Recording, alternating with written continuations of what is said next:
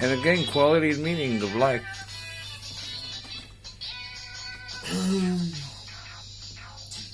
Well, we are not in a biblical field, and we don't have mules to tie to vineyards.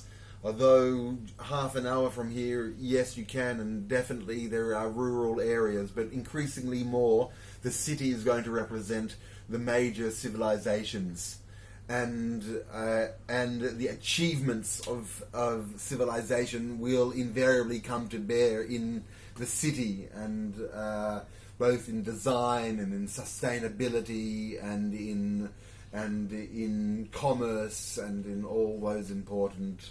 So the way the city is going to be built is going to be critical, and it requires redress to the basic ideas of civilization, so that in constructing the city one does not leave out a major component, and in that way humanity suffocates, is unhealthy.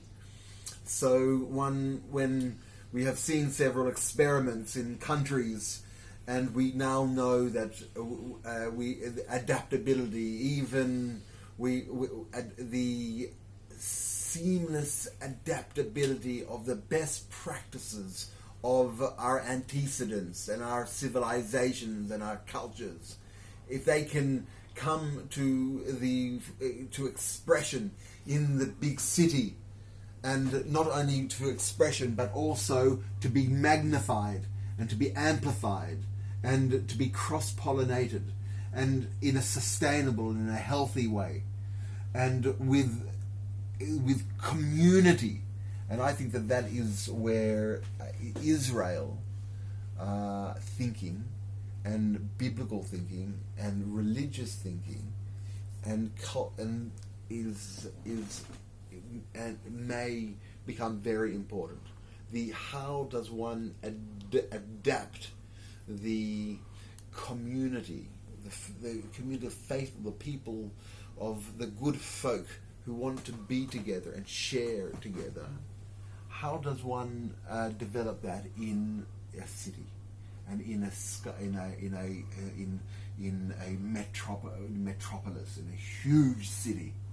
And how does one develop buildings?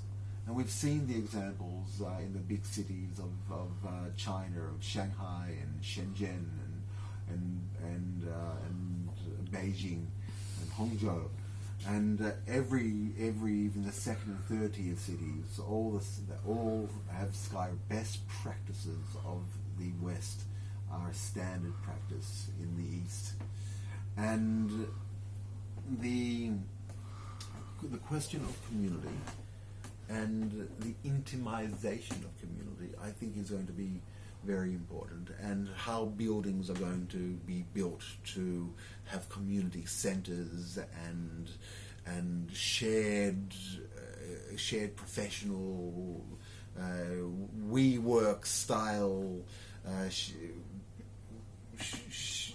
ability for people to meet and to share expertise and to communicate and to develop together and to co-work and to co-play and to co-live and to co-create. So that whole mechanism of will have to be refined, and the state, and I've said it several times, that the state seems to be too large an entity to be involved in these types of endeavors. So my thought was, specifically in Tel Aviv, that this is going to require such great transition that the first thing to do is to encourage and cultivate thought leaders and intellectual, spiritual, cultural leaders in the form of synagogues first, building rights to synagogues in Tel Aviv, and schools that will develop the thought in terms of the science, in terms of the sustainability, in terms of agricultural buildings, in terms of photosynthesizing buildings, of energy renewal, of helipads, of air transport, of communities in buildings, of the resting, the idea of rest, of the idea of the use of the public areas in a congenial and a community-like way. Where are the synagogues or the place of worship? Will they be in the sky? Will there be opera houses in the sky? And will there be underground? And all of these types of ideas are going to form, and it will require our best imaginations and thinking. Just as we want the best instruments, we also want the best outlook of life and the best community and the best